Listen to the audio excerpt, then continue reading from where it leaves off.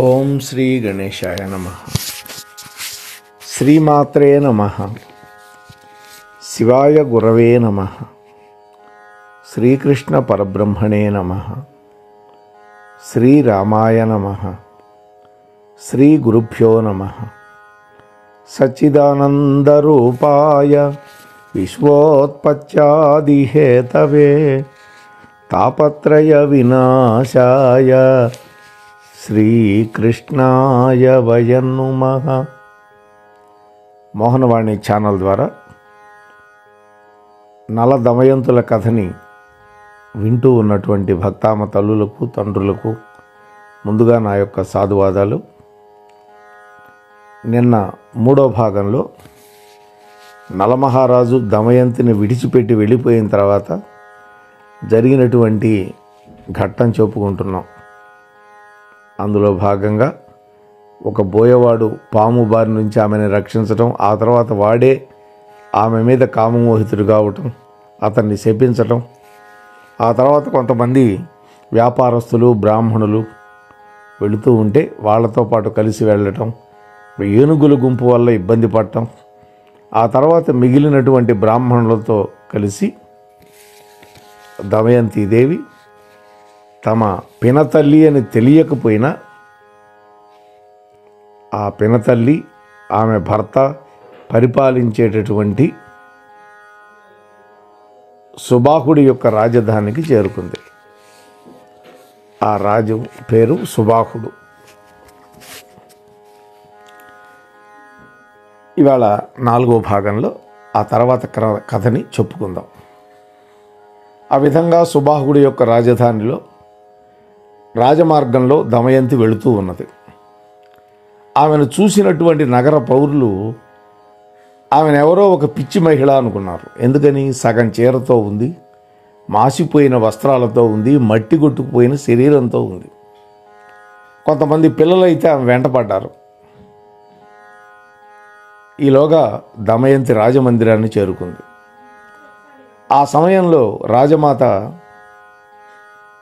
గవాక్షంలో కూర్చొని పిల్లలు వెంబడిస్తూ వస్తున్నటువంటి దమయంతిని చూసి తన పక్కనే ఉండేటువంటి దాదిని పిలిచి, చూడు, ఆ వచ్చేటటువంటి ఆ సుందరి ఏదో బాధల్లో ఉన్నట్టుగా కనిపిస్తోంది, తనకొక ఆశ్రయాన్ని వెతుకుతుంది అనిపిస్తోంది నాకు, నువ్వు వెళ్ళి ఆమె నా దగ్గరికి తీసుకురా అన్నది.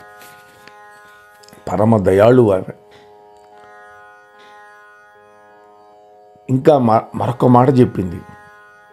ఆ అమ్మాయిని చూస్తే ఎంత అందంగా ఉన్నది అంటే, ఆ అమ్మాయి గనక మన మందిరంలోకి వస్తే మన మందిరమే మరింత వెలిగిపోయే విధంగా ఉన్నది అన్నది. నివురుగప్పిన నిప్పు అంటారు. ఒక్కొక్కసారి వజ్రానికి మట్టి అంటుకుంటుంది. ఆ మట్టి తొలగిస్తే ఆ వజ్రం ఎట్లా మెరుస్తుందో ఆ విధంగా ఉంది. సీతాదేవి కూడా అశోకవనంలో శింసుపా వృక్షం కింద అట్లాగే ఉన్నది అని వాల్మీకి మహర్షి అనేక పోలికలు చెప్పాడు. అక్కడ ఆమ్నాయం లేని వేద విద్య అన్నాడు, పాడ్యమి నాటి చంద్రుడు అన్నాడు, ఇంకెన్నో చెప్పాడు. ఈ విధంగా దయాపూర్వకంగా చెప్పింది. వెంటనే ఆ దాది ఆమె యొక్క ఆజ్ఞానుసారం ఆ సుందరీమణిని రాజమందిరంలోకి వెంట పెట్టుకొని వచ్చింది.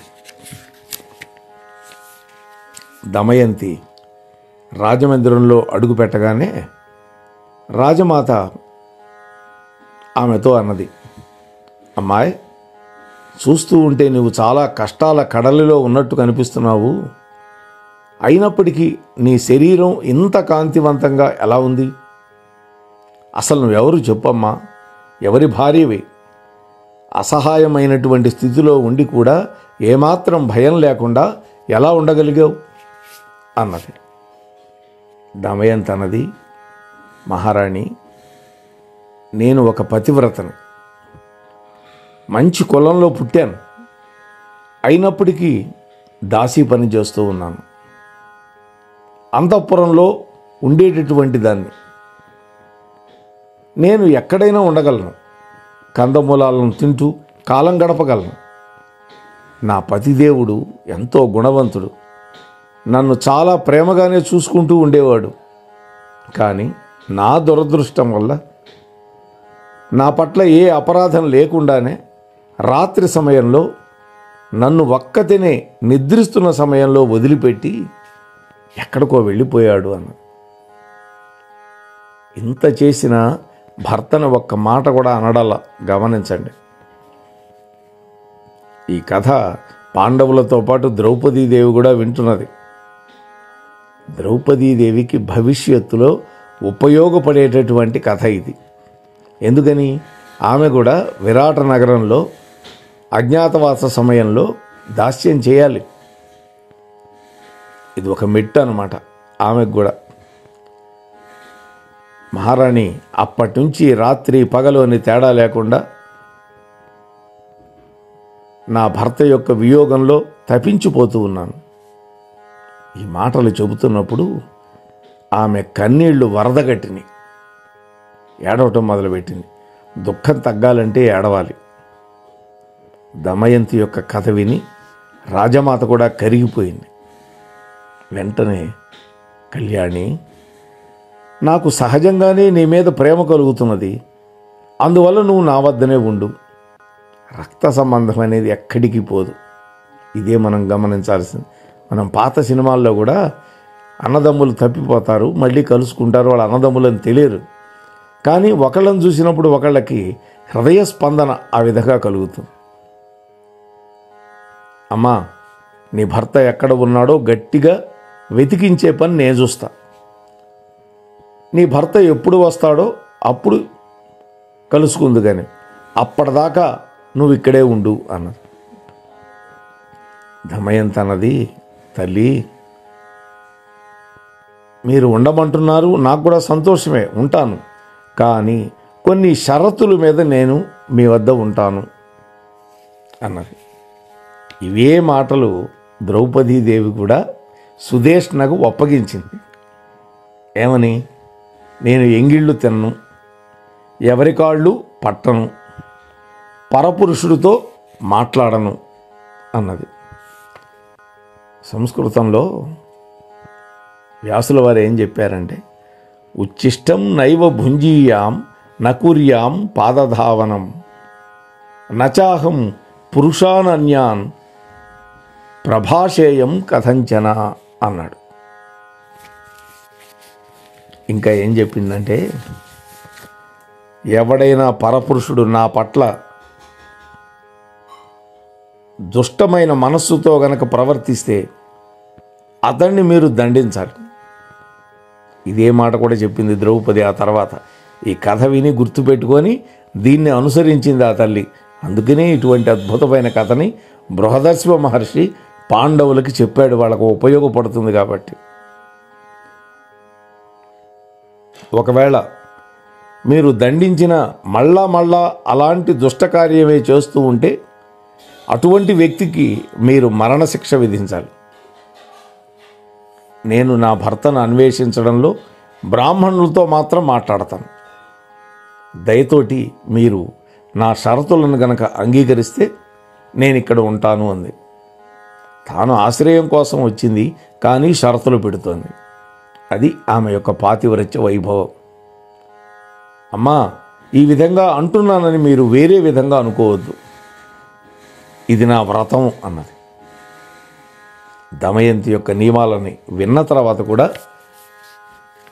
రాణిగారు చాలా ప్రసన్నమైన వదనంతో, అట్లాగే తల్లి, నువ్వు చెప్పినట్టే కానీ అన్నాడు. అప్పుడు ఆ రాజమాత తన పుత్రిక అయినటువంటి సునందని పిలిచి,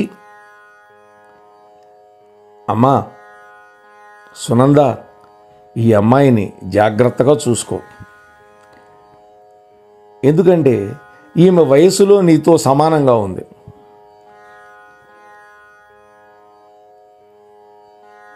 ఈ దాసిని నువ్వు దాసిగా భావించొద్దు, ఒక దేవిగా భావించు అన్నది. అంటే ఒక స్త్రీమూర్తిగా భావించు, ఒక దేవతా స్త్రీగా భావించు అని చెప్పింది. అందువల్ల తల్లి, ఈమెను ఒక స్నేహితురాలుగా చూసుకుంటూ మన రాజమందిరంలో ఉంచాలి. ఈమె పట్ల ప్రసన్నంగా ఉంటూ ఈమె యొక్క మనస్సుకు ఉల్లాసం కలిగిస్తూ ఉండు. ఎందుకని? భర్త యొక్క వియోగంలో బాధపడుతోంది. సునంద సంతోషంగా దమయంతీదేవిని తన మందిరానికి తీసుకొని వెళ్ళింది. దమయంతీదేవి ఆ సునందకు అక్కే అవుతుంది, కానీ తెలియదు వాళ్ళకి అప్పటికి. దమయంతీదేవి తన ఇచ్ఛానుసారంగా తన నియమాలని పాలిస్తూ సునందతోటి మందిరంలో నివసిస్తూ ఉన్నది. కాలం గడుస్తోంది. ఇక కెమెరా నలుడు వైపు తిప్పాడు. దమయంతి ఒక సేఫ్ చోటకి చేరింది. మరి నలుడు ఏం చేస్తున్నాడో మనకి తెలియాలిగా. అదే కథాకథన వైభవం. కథ చెప్పడంలో మహానుభావులు వ్యాసుడు, వాల్మీకి. బృహదశ్వ మహర్షి అంటున్నాడు, ఓ యుధిష్ఠిరా, ఆ విధంగా నిద్రపోతున్నటువంటి దమయంతిని నలమహారాజు వదిలి వచ్చినప్పుడు ఒక అద్భుతమైన సంఘటన జరిగింది. ఆ సమయంలో అరణ్యంలో దావానలం చెలరేగింది. నలుడు నిలబడిపోయాడు. ఇంతలో ఒక ఆర్తనాదం వినపడింది. ఓ రాజా, నలా, శీఘ్రంగా పరిగెత్తుకొనిరా, ఈ మంటల మధ్య చిక్కుకున్నటువంటి నన్ను రక్షించు అనేటువంటి ఒక ఆర్తనాదం వినపడింది. అప్పుడు నలుడు భయపడవద్దు అన్నాడు. క్షత్రియుడు కదా, అభయం ఇచ్చాడు. పరిగెత్తుకుంటూ వెళ్ళాడు దావానలంలోకి. అగ్నిదేవుడి యొక్క వరం వల్ల అగ్ని ఆయన్ని ఏం చేయదు. చూసారా, ఆ వరాలు ఇలా ఉపయోగపడుతున్నాయి. అక్కడ చుట్టలు చుట్టుకొని కర్కోటకుడు అనేటువంటి ఒక నాగరాజు పడి ఉన్నాడు. ఆ నాగరాజు ప్రాధేయపడ్డాడు. రాజా, నా పేరు కర్కోటకుడు. నేను ఒక నాగరాజుని. నేను తేజస్వి అయినటువంటి నారద మహర్షిని మోసం చేశాను. అందువల్ల ఆ నారదుడు నన్ను శపించాడు.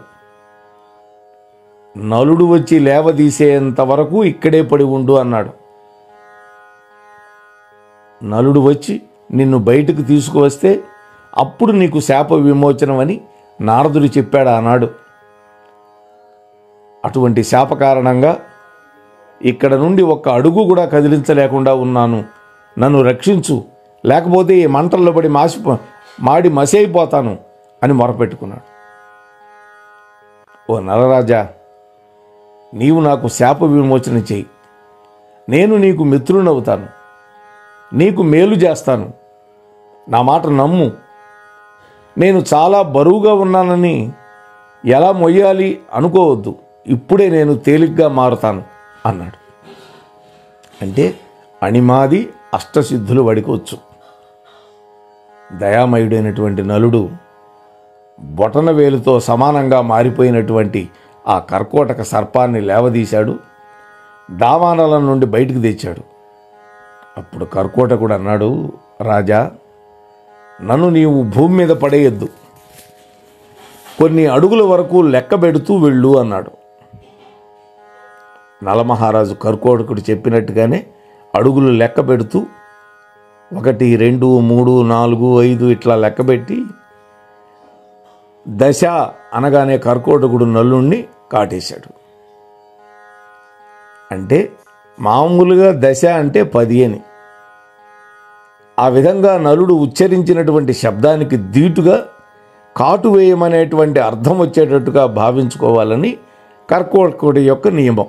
వాడుకో నియమం ఉంది. దశ అంటే కాటు వేయమని, అంతకంటే మరో భావన లేదు. కర్కోటకుడు ఎప్పుడైతే కాటు వేశాడో నలుడు యొక్క రూపం మారిపోయింది. చచ్చేటట్టు కాటేలా రూపం మారేటట్టు చేశాడు. అదే మేలు. కర్కోటకుడికేమో తన అసలు రూపం వచ్చేసింది. చక్కగా వెళ్ళగలిగేటటువంటి స్థితి వాడికి వచ్చింది. ఈ సంఘటనకి ఆశ్చర్యచకితుడైనటువంటి నలుడును చూస్తూ కర్కోటకుడు అన్నాడు, ఓ రాజా, నేను చేసినటువంటి ఈ పని వల్ల నీ రూపం మారిపోయింది కదా, అందువల్ల ఎవరు గుర్తుపట్టలేరు. అందుకోసమే నేను నీ రూపాన్ని మార్చాను. కలిపురుషుడు నీ శరీరంలో ప్రవేశించి నీకు అనేకమైనటువంటి కష్టాలని దుఃఖాలని కలగజేశాడు. ఇప్పుడు నీ శరీరంలో నా విషం ఉండటం వల్ల ఆ కలిపురుషుడు చాలా దుఃఖాన్ని అనుభవిస్తాడు అన్నాడు. దానికోసం కాటేశాడనమాట.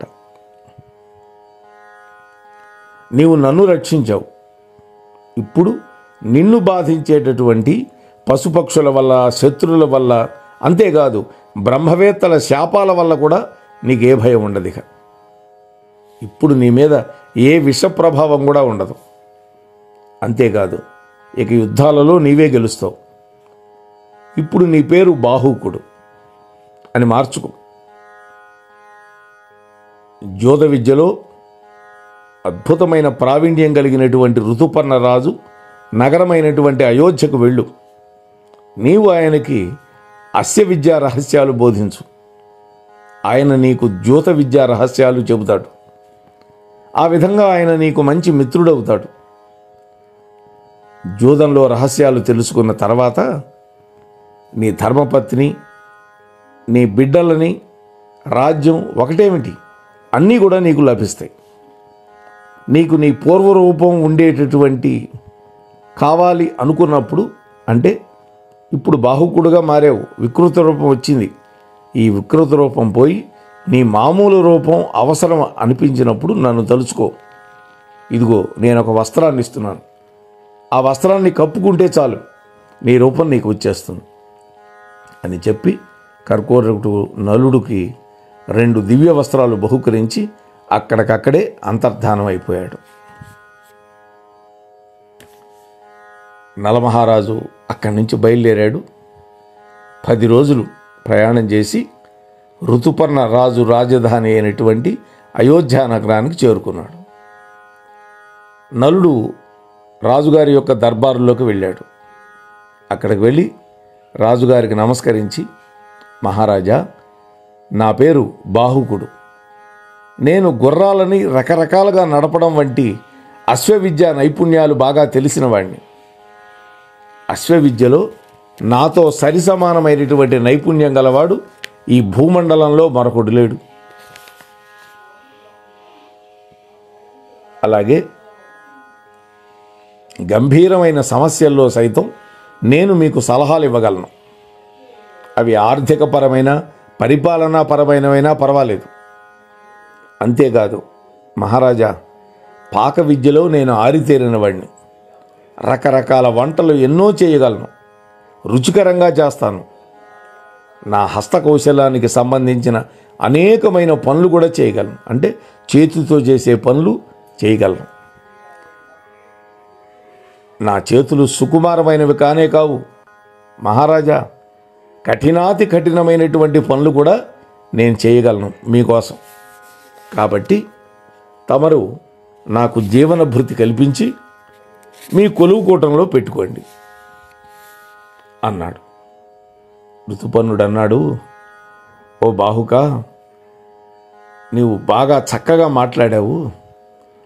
నీ నైపుణ్యాలకు సంబంధించిన అన్ని పనులు నీకు బాధ్యతలుగా అప్పగిస్తున్నాను. అయితే వేగంగా వెళ్ళాలి అంటే నాకెంతో ఇష్టం. అందుకని వేగంగా రథాలు నడపడం అంటే కూడా నాకు ఇష్టం. అశ్వాలను నడిపించడం, వాటికి సంబంధించినటువంటి మెళకులు బాగా తెలిసిన వాడు అని చెప్పావు కాబట్టి నిన్ను నేను మా అశ్వశాలకు అధ్యక్షుడిగా చేస్తున్నాను. నీకు నెలకి 10,000 బంగారు నాణ్యాలు జీతంగా ఇస్తాను. దాంతోపాటుగా వార్ష్ణేయుడు అనేటువంటి వాడు నా దగ్గర ఉన్నాడు.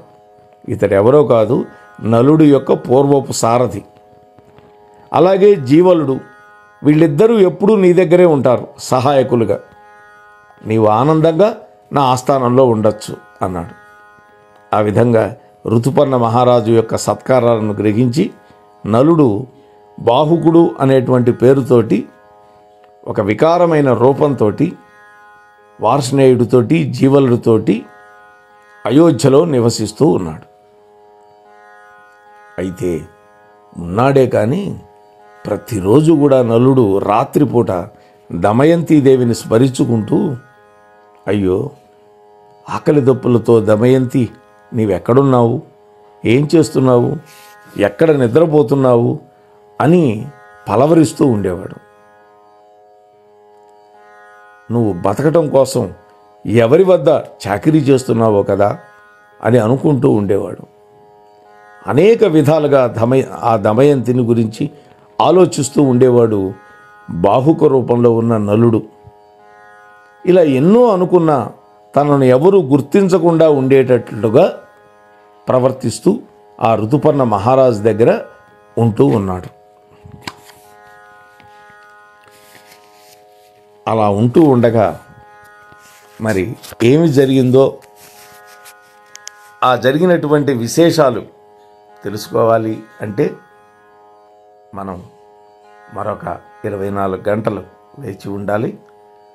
అంతవరకు ఈ కథ వింటూ ఉండండి. కలిదోషాలు పోగొట్టే కథని ముందే చెప్పాను మీకు. అటువంటి దివ్య కథని వింటూ ఉండండి, వినిపిస్తూ ఉండండి అని మిమ్మల్ని మరొక్కసారి ప్రార్థిస్తూ స్వస్తి సర్వేషాం. మన కార్యక్రమాలు నచ్చితే ఒక లైక్ చేయండి, మాకు ఎంతో ఎంకరేజ్మెంట్గా ఉంటుంది. అలాగే కామెంట్ చేయండి. కామెంట్ చేస్తే మేము మంచి క్వాలిటీ కంటెంట్ అందించడానికి దోహదపడుతుంది. ఆడియోస్ని షేర్ చేయండి. ఆడియోని షేర్ చేస్తే మన ఛానల్ అభివృద్ధి చెందడానికి ఉపయోగపడుతుంది. ఇంతవరకు మన కార్యక్రమాన్ని చూస్తూ ఎంజాయ్ చేస్తున్నట్లయితే, ఒకవేళ సబ్స్క్రిప్షన్ కనుక చేయలేకపోతే ఇప్పుడే ఈ క్షణమే సబ్స్క్రైబ్ చేసుకుని ఆ పక్క నుండి బెల్ బటన్ మోగించండి. వినండి, వినిపించండి, వింటూనే ఉండండి మోహనవాణి తెలుగు పోడ్కాస్ట్.